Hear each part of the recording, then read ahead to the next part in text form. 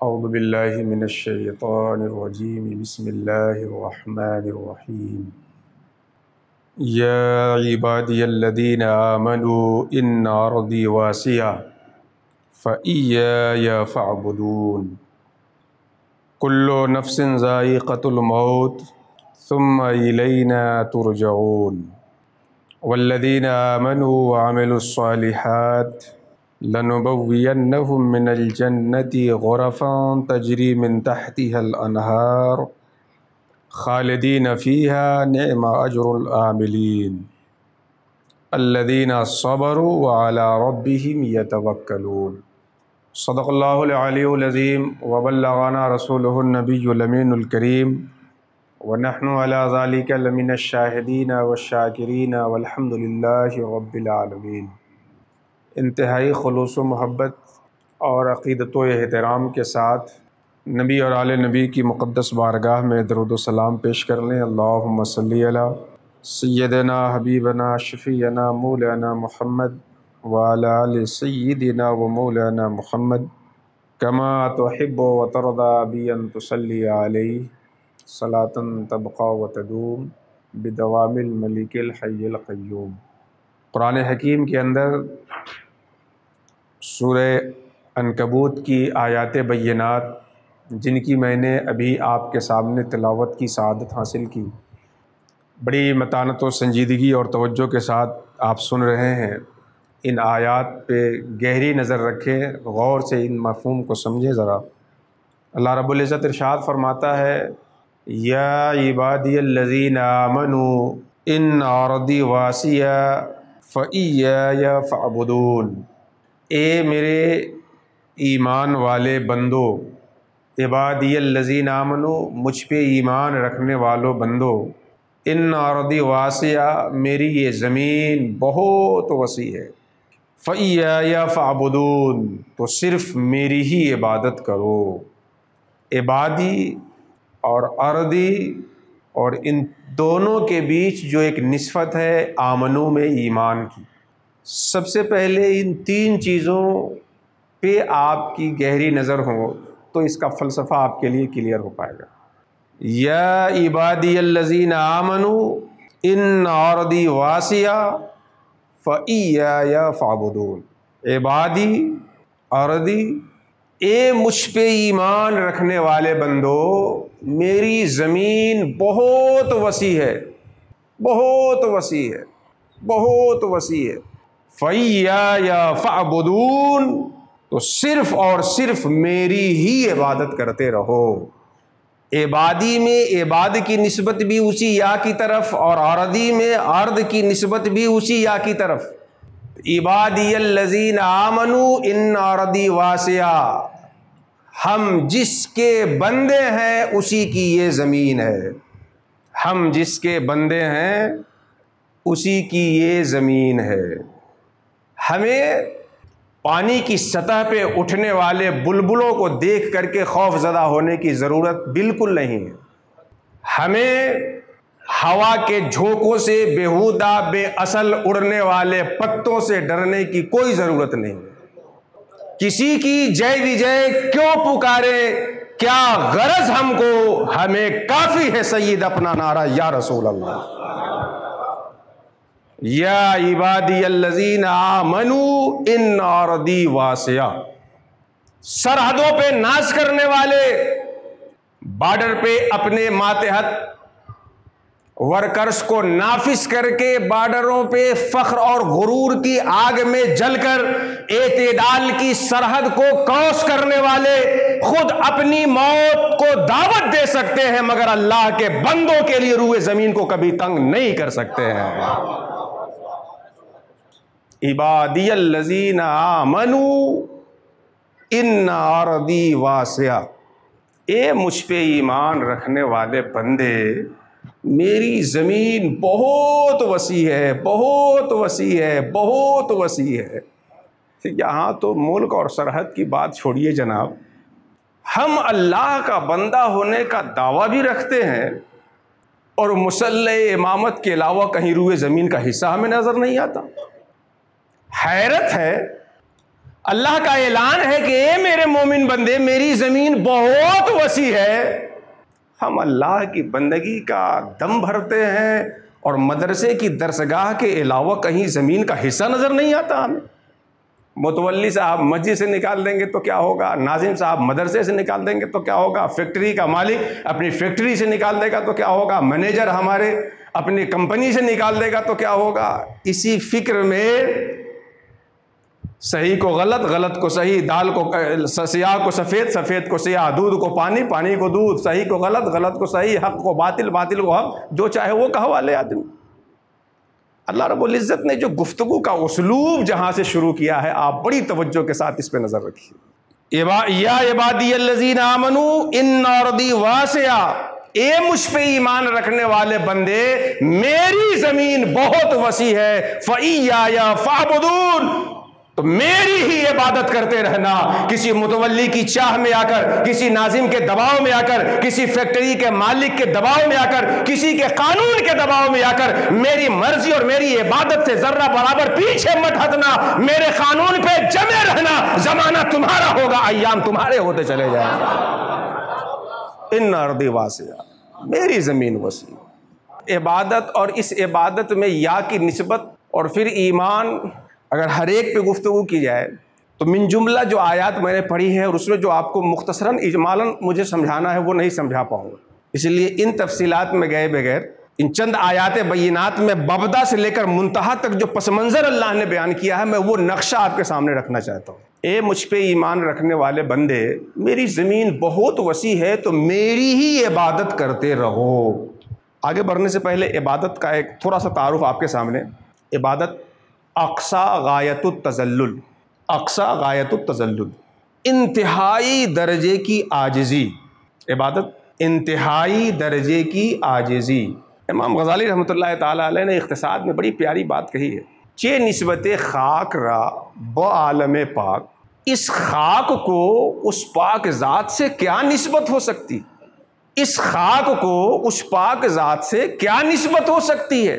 وہ قدیم میں حادث، وہ خالق میں مخلوق، وہ معبود میں عابد، وہ واجب میں ممکن، وہ باقی ہم فانی، کیا نسبت ہو سکتی ہے؟ ہم رفعتوں کے ادراک سے تو اسے نہیں پہچان سکتے، ہاں اتنا ضرور ہے کہ وہ جتنا اعلیٰ ہے ہم اتنا ہی عاجز و ادنا ہے، وہ جتنا اعلیٰ ہے ہم اسی قدر ادنا ہے۔ اقصی غایت التذلل، انتہائی درجے کی عاجزی۔ اور یہی فلسفہ جب اللہ کے نیک بندوں میں سرایت کر جاتا ہے تو وہ اپنے آپ کو اتنا عاجز سمجھنے والے ہوتے ہیں کہ کائنات کے ہر ذرے کو اپنے سے بہتر سمجھنے والے ہو جاتے ہیں۔ بات سمجھ میں آ رہی کہ نہیں آ رہی؟ دراصل عاجزی ان کو معبود کے حوالے سے ہوتی ہے، حد درجے کی عاجزی، لیکن اب عجز اتنا سوار ہے، عبادت اس قدر ان کے ذہن و دماغ پہ راسخ ہو گئی ہے کہ جس کسی کو دیکھتے ہیں اسی عجز کے تصور سے اسے دیکھتے ہیں اور اپنے آپ کو عاجز سمجھتے ہیں اس سے، اور اس کو اپنے سے بہتر کردانتے ہیں۔ اور یہی اخلاق کی پہلی اینٹ ہے کہ آدمی خود کو عاجز جانے اور دوسرے کو، سامنے والے کو اپنے سے بہتر سمجھے۔ اللہ رب العزت نے فرمایا کہ میری عبادت کرتے رہو۔ کیسے عاجزی کے نذرانے پیش کرنا ہے، یہ نمونہ دکھانے کے لیے اس نے رسول کو بھیجا۔ میرا رسول جیسے چلے ویسے عاجز ہو کے چلو، میرا رسول جیسے بولے ویسے عاجز ہو کے بولو، میرا رسول جیسے پیشانی رکھے ویسے عاجز ہو کے پیشانی رکھ دو، میرا رسول جیسے بڑوں کی عزت کرے تم بھی کرو، میرا رسول جو جو کرے وہ کرتے جاؤ، تمہاری یہ عاجزی عبادت بندی چلی جائے گی۔ تو ہمیں اللہ پہ ایمان ہے اور اللہ کی یہ زمین وسیع ہے، ہمیں اللہ کی عبادت پہ ہر حال میں قائم رہنا ہے۔ یہ تو حکم ہو گیا فإیایا فاعبدون۔ اب اس حکم پہ عمل کرنے اور نہ کرنے کے لیے جو چیز مہمیز دینے والی ہے، جو چیز ابھارنے والی ہے، جو چیز ثبات دینے والی ہے، اس کے بعد والی آیت سنیے، کل نفس ذائقۃ الموت۔ اگر اللہ کی اس زمین پہ اللہ کی عبادت نہیں کرتے تو ہر ایک کو مر جانا ہے۔ اللہ نے عبادت کا حکم دیا، اس روئے زمین پہ سب سے بے خوف ہو کر اللہ کے خوف میں جینے کا حکم دیا۔ اگر ایسا نہیں کرتے، کل نفس ذائقۃ الموت، یاد رکھو نہیں کرتے اگر ایسا تو کل نفس ذائقۃ الموت، مر جاؤ گے، ثم الینا ترجعون، اور میری طرف ہی لوٹائے جاؤ گے۔ ایسا کرو کیونکہ مرو گے اور میری طرف ہی آؤ گے۔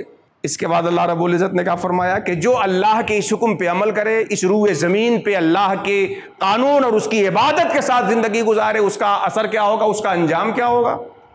اللہ نے فرمایا والذین آمنوا وعملوا الصالحات، جو ایمان لائے اور اللہ کو خوش کرنے والے کام کرتے رہے، لنبوئنہم من الجنت غرفا، ہم تو اسے جنت کے اعلیٰ مقام عطا کریں گے، تجری من تحت الانہار، جس کے نیچے نہریں رواں ہوں گی، خالدین فیہا، اور یہ لوگ اس میں ہمیشہ رہیں گے، اور یہ بڑا اچھا اجر ہوگا عمل کرنے والوں کے لیے۔ تو پہلے حکم بیان ہوا فَإِيَّايَ فَاعْبُدُونِ، پھر اس حکم پہ قائم رہنے کا جذبہ موت کی صورت میں یاد دلا کر کے کیا گیا، پھر اس حکم پہ عمل کرنے والوں کا انجام کیا ہوگا، لَنُبَوِّئَنَّهُم مِّنَ الْجَنَّةِ غُرَفًا، اللہ جنت کے باغات دے گا جو عمل کرنے والوں کے لیے ہوگا۔ اب آگے سنیے، جنت کا سن کے تو مزہ خوب آتا ہے، یہ عمل کرنے والے کے لیے ہوگا، اور عمل کرنے والا کون ہوگا، عمل کی صفت ہمارے اندر کیسے آئے گی، الذین صبروا علی ربہم یتوکلون، اللہ کے اس قانون پہ، اس عبادت پہ ہمیشہ عمل کرنے والے وہی لوگ ہوں گے جن کے اندر دو صفت ہوگی، صبر کرنے والے ہوں اور اللہ پہ بھروسہ رکھنے والے ہوں۔ الذین صبروا، صبر اور اللہ پہ بھروسہ، صبر اور توکل یہ خود ایک مستقل چیپٹر ہے، مستقل موضوع ہے، لیکن اس آیت میں کیا سکھایا گیا کہ اگر ہم اللہ کی عبادت پہ قائم رہنے والے بن سکتے ہیں، عمل کرنے والے رہ سکتے ہیں، تو اس کے لیے دو صفت چاہیے ہمارے اندر، ایک صبر اور دوسرا توکل۔ اب ایک حدیث شریف پڑھ کے آپ کو اس صبر اور توکل کا ایک خلاصہ آپ کے سامنے رکھوں گا۔ اس کے بعد کیا ہے، وہ قائم من دابہ، جو صبر کرنے والے ہیں، توکل کرنے والے، اللہ پہ بھروسہ کرنے والے ہیں، آنے دو یا ڈبو دو، اب تو تمہاری جانب کشتی تمہیں پہ چھوڑی، لنگر اٹھا دیے ہیں، اپنی زندگی کو زندگی کے دینے والے کے نام کر دیجئے، مولا تیری مرضی، تو غریب بنائے، امیر بنائے، فقیر بنائے، بادشاہ بنائے، مریض بنائے، طبیب بنائے، صحیح بنائے، سقیم بنائے، نہ علم میرا علم ہے، نہ خوشی میری خوشی ہے، مجھے جس طرح تو رکھے تیری بندہ پروری ہے، رباب زیست کے تاروں میں زیر و بم نہ رہا، خوشی خوشی نہ رہی، علم علم نہ رہا، غموں سے لطف اٹھانے کی پڑ گئی عادت، میرے لیے دنیا میں کوئی غم نہ رہا۔ علی ربہم یتوکلون، صبر کرنے والے ہوں اور اللہ پہ بھروسہ رکھنے والے ہوں۔ یہاں جب تقریر آپ سن لیں گے، حضور داعی اسلام کی صحبت، بافیض صحبت میں بیٹھتے ہیں تو ایک الگ حالت بن جاتی ہے، لیکن جہاں یہاں سے گھر پہنچے 2 دن 4 دن اور ہائی ڈوز لے کر کے پہنچے تو ہفتہ دن 10 دن، کوئی بیٹری بیک اپ لے کر کے آئے تھے اس میں اور چارجنگ پوائنٹ لے کر کے گئے ہیں تو 15 دن، لیکن اس کے بعد ڈسچارج ہونے لگتی ہے بیٹری۔ تو بڑا کرم ہے حضور کا کہ مہینے میں چارجنگ کا اچھا پوائنٹ انہوں نے لگا دیا ہے، انتظام کر دیا ہے۔ آپ کی ذات کو اللہ سلامت رکھے۔ جانے کے بعد حالات بدل جاتے ہیں، اور ہمارے جو حالات گھر جانے کے بعد بدلتے ہیں اس میں نمایاں رول اور اہم رول کس چیز کا ہوتا ہے؟ جو حالات بدلتے ہیں یہاں سے جانے کے بعد، گھر جانے کے بعد، بیوی بچوں کے جانے کے بعد، اپنے علاقے میں جانے کے بعد، اس خانقاہ کی چہار دیواری میں رہنے کے وقت جو حالت ہوتی ہے، حضور کی مجلس میں رہنے کے وقت جو حالت ہوتی ہے، باہر جانے کے بعد جو بدل جاتی ہے، بدلنے کے بہت سارے اسباب ہو سکتے ہیں، لیکن مین پوائنٹ وہ کیا ہے؟ فکر رزق۔ فکر رزق، رزق جب ہم لوگ بولتے ہیں نا تو بڑا محدود معنی میں لے کے بولتے ہیں، دال روٹی بھات چاول، یہی رزق، یعنی جس کو کھا لیا جائے وہ رزق۔ رزق اسی میں منحصر نہیں ہے، رزق کی تعریف کی گئی ہے، رزق کی 3-4 تعریفیں کی گئی ہے، لیکن سب سے جامع تعریف یہ ہے کہ ما یسوقہ اللہ تعالی الی الحیوان لینتفع بہ، رزق وہ چیز ہے جسے اللہ کسی ذی حیات کو اس لیے دیتا ہے کہ وہ ذی حیات اس سے نفع اٹھائے، یعنی جس چیز سے کوئی بھی جان رکھنے والا نفع اٹھاتا ہے وہ رزق ہے۔ پانی سے پی کے ہم نفع اٹھاتے ہیں، وہ بھی رزق، کپڑا پہن کے نفع اٹھاتے ہیں، یہ بھی رزق، مکان میں رہ کے نفع اٹھاتے ہیں، یہ بھی رزق، اے سی کمرہ سے فائدہ اٹھاتے ہیں، یہ بھی رزق، گاڑی سے چل کر کے نفع اٹھاتے ہیں، یہ بھی رزق، موبائل سے فون کر کے نفع اٹھاتے ہیں، یہ بھی رزق۔ اب زندگی کی آپ کی کون سی چیز رہی جو اس سے باہر چلی گئی، ذرا مجھ کو بتائیے۔ اگر زندگی میں اس سے نفع نہیں اٹھاتے ہیں تو وہ رزق ہی نہیں، وہ آپ کی زندگی میں شامل ہی نہیں، وہ تو آپ فکر بھی نہیں کریں گے، آئے گی تو لات مار کے بھگائیں گے اپنے دائرے زندگی سے۔ وہی نہ آپ کے لیے مرکز توجہ ہے، وہی نہ آپ کو اپنی طرف کھینچ رہا ہے جس سے آپ نفع اٹھاتے ہیں۔ رزق، کھاؤ گے کیا، پہنو گے کیا، رہو گے کہاں، چلو گے کیسے، کرو گے کیسے، یہ کیسے وہ کیسے۔ اب جو آیت اللہ نے ذکر کی ہے اس آیت کو سنیے، اور میں آپ کو یہ نسخہ دے رہا ہوں، قرآن کی یہ آیت، سورہ عنکبوت کی آیت یاد رکھیے، اور جب جب آپ کے قدم صراط مستقیم سے توہمات کے بادل کی بنیاد پر پھسلے، ان آیتوں کی تلاوت کیجئے۔ خارجی دباؤ ہو، حکومت کا اثر ہو، کوئی بھی داخلی خارجی نفسانی جسمانی روحانی معاشرتی انفرادی اجتماعی کوئی بھی ممانعت ہو، ان آیتوں کی پڑھ لیجئے، اللہ تعالیٰ کی مدد ہوگی اور ساری رکاوٹیں انشاءاللہ ختم ہوتی نظر آئیں گی۔ اللہ نے صاف فرمایا کیا، کأی من دابہ لا تحمل رزقها، کون جانور اپنے پیٹھ پہ گیہوں کا بوڑا لادے پھرا ہے؟ کأی من دابہ، کتنے جانور ہیں ایسے، لا تحمل رزقها، وہ اپنے رزق کو پیٹھ پہ لاد کے گھومتے پھرتے نہیں ہے کوئی جانور، کسی جانور کو آپ نے دیکھا ہے؟ مجھے بتائیے، آپ بزنس کرتے ہیں، یہ سروس کرتے ہیں، وہ نوکری کرتے ہیں، یہ کھیتی کرتے ہیں، یہ فلاں کرتے ہیں، وہ دکان چلاتے ہیں، ہم مدرسے میں پڑھاتے ہیں، حضور داعیہ اسلام کا بڑا کرم اور آپ کی معاونت شامل، حضور نے اس لاک ڈاؤن کے زمانے میں بھی اساتذہ کی تنخواہ جس کی تس جاری رکھی۔ میں یہ سمجھتا ہوں کہ محبین کی دینی استقامت اور جذبے کی دلیل ہے، اور بلا شبہ یہ ایک حضور کی کرامت ہے۔ ہم لوگ مدرسے میں پڑھا رہے ہیں، مل رہا ہے، کھا رہا ہے۔ مجھے بتائیے، چیٹی، اس لاک ڈاؤن میں تو حکومت نے لوگوں کو راشن بٹوایا، مگر چیٹی کے لیے شکر بھی نہیں بٹوایا۔ چیٹیاں کیسے ہیں؟ کہیں گے مولانا صاحب ہمیں اپنی منطق سے بیوقوف مت بنائیے، چیٹی کا پیٹ چھوٹا ہوتا ہے، وہ پائے چاہے نہ پائے، ہمارا پیٹ بڑا ہے، ہم کو تو کچھ کرنا پڑے گا۔ میں آپ سے پوچھوں گا، چیٹی کے پیٹ سے آپ کا پیٹ بڑا ہے، ہاتھی کے پیٹ سے تو بڑا نہیں ہے، گائے بیل بھینس کے پیٹ سے تو بڑا نہیں ہے۔ سمندر میں اتنی بڑی بڑی مچھلیاں ہیں کہ آپ کو نگل جائیں اور ان کو احساس بھی نہ ہو کہ حضرت ہمارے یہاں آئے ہوئے ہیں۔ سمندر کی ان مچھلیوں کو کون کھلا رہا ہے، ہوا کے پرندوں کو کون کھلا رہا ہے، جنگل کے جانوروں کو کون کھلا رہا ہے، زمین کے کیڑوں کو کون کھلا رہا ہے؟ رب نے تو اعلان عام کر دیا ہے، من یتوکل علی اللہ فہو حسبہ، جو اللہ پہ کامل یقین رکھتا ہے اللہ اسے کافی ہوا کرتا ہے۔ کافر ہو تو شمشیر پہ کرتا ہے بھروسہ، مومن ہو تو بے تیغ بھی لڑتا ہے سپاہی۔ انہیں رب پہ یقین ہے، رب دے رہا۔ اچھا دوسرے کو چھوڑیے، چیٹی کو چھوڑیے، پرندے کو چھوڑیے، لکیرے کو چھوڑیے، یہ کو چھوڑیے، وہ کو چھوڑیے، خود آپ اپنی زندگی میں آئیے۔ جو انسان کی زندگی میں ہو چکا ہوتا ہے نا، انسان اس کو خوب یاد رکھتا ہے۔ وہ 9 مہینہ جب ہم لوگ اس بند کوٹری میں تھے تو کون سی سروس سے آٹا جا رہا تھا، پانی پہنچ رہا تھا۔ ماں کے پیٹ میں جب 9 مہینہ تک آدمی تھا، نہ کوئی بزنس، نہ کوئی سروس، نہ کوئی نوکری، نہ کوئی پیسہ، نہ کوئی یہ، نہ کوئی وہ، کیسے چل رہے تھے؟